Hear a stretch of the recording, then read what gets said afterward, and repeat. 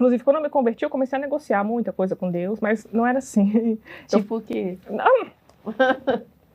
Deu até vergonha, mas... Assim que eu me converti, a primeira coisa que eu falei pra Deus foi o seguinte, eu me converti, aceitei Jesus, né? Foi lindo, lindo. Mas eu falei, Senhor, é o seguinte, cá entre nós. Aceitei Jesus, mas ninguém pode saber, tá? Meus amigos não podem saber, não.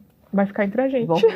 Senão vão me ridicularizar. Não, é porque eu zombava dos cristãos, foi que nem Paulo. Deus faz assim com a gente, minha irmã. Nos chama mesmo e nos faz ali, agora pregar o evangelho, dar as caras mesmo. Mas na época que eu me converti, eu falei, olha, ninguém vai ficar sabendo, porque eu tanto zombo dos cristãos, assim, eu sempre falava que cristão tinha Deus, na verdade, como uma fraqueza. As pessoas não conseguiam levar a vida muito bem, então precisavam de uma divindade maior para estar protegendo, essa sensação de proteção. Então, eu via, assim, cristãos como pessoas muito fracas. Para mim era isso. Zombava. Como se Deus fosse uma muleta. E sempre fui muito influente. Sempre. Desde os tempos passados. Então, muita gente acabava me seguindo nesses meus discursos. Não foram poucas as pessoas que, inclusive, usaram drogas comigo pela primeira vez. Porque me via ali, sabe? Achava que parecia que estava tudo bem. E começavam a usar comigo.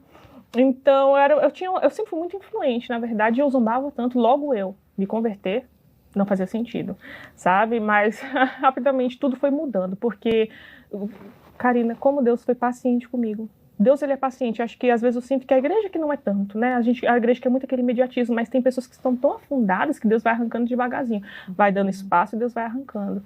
E é incrível, porque Jesus, sim, transformou a água em vinho assim.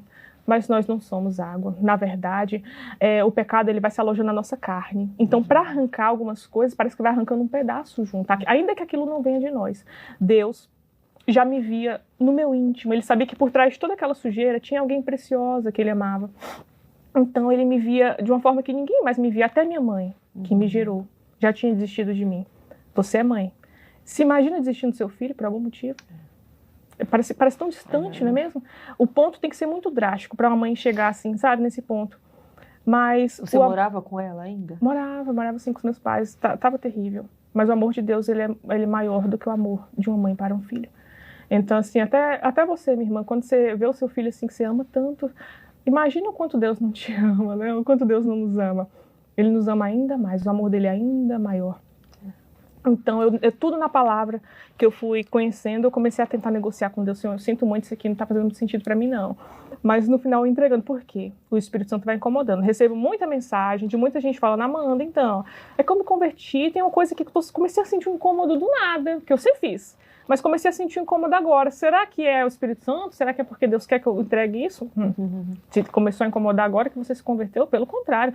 O Espírito Santo, ele vai justamente de encontro com a nossa carne. O que a nossa carne quer, o Espírito quer o contrário. A carne milita contra o Espírito, assim está na palavra de Deus, né? Estão sempre em guerra. Então, eu vivi essa guerra muito profunda quando eu comecei a ler a palavra de Deus e conhecer a verdade em todas as áreas da minha vida, em todas. Área sexual, porque eu já, assim, para quem está no mundo, a gente não tem muito isso de princípios. Então, eu já tinha uma vida como se fosse de casada com um namorado na época. Eu lembro que eu me converti e eu comecei a negociar com Deus. Sangue de Jesus tem poder. Falar que, essa parte... E com raciocínio lógico. Eu falei, sempre fui muito isso do raciocínio lógico, né? Eu falei assim, vamos combinar. Davi, por exemplo, teve várias mulheres. Eu entendi esse propósito do casamento, né? Porque você quer que seja aquele negócio mais dentro da ordem da decência. Eu, infelizmente, não dá pra me casar agora, né? Mas eu vou continuar assim com a minha vida aqui, sim, tá bom? Mas olha só, Davi teve vários, só quero me casar. Vamos casar em breve, tudo bem? Mas seja feita a sua vontade. Orei assim, pra quê? Rapidamente Deus começou a me mostrar tudo que estava errado. O relacionamento se tornou terrível do dia pra noite, mas não no sentido de Deus interferindo pra ficar terrível, mas tudo aquilo que fica oculto, que parece que você só descobre quando você se casa com a pessoa, parece que ficou muito aflorado. E eu olhei, não quero isso pra minha vida, não. E aí o Espírito Santo começou a ministrar, chegou o tempo de você entregar isso. E eu entreguei diante de Deus. Fui entregando tudo, sabe? Não, Senhor, então nesse caso, então vou viver uma vida de santidade. Tem muito tempo que eu já me converti, sabe? Quantos anos? Eu acho que, se eu não me engano, aproximadamente 6 ou 7 anos. Já tem já é um tempo considerável, né? Então, desde então, eu tenho caminhado com Deus e eu fui entregando ali aos poucos. Deus foi me entregando um pouquinho, Deus foi me pedindo um pouquinho, eu fui entregando um pouquinho. Aí me pedia isso, eu entregando. Na verdade, enquanto tivermos vida, vamos entregar.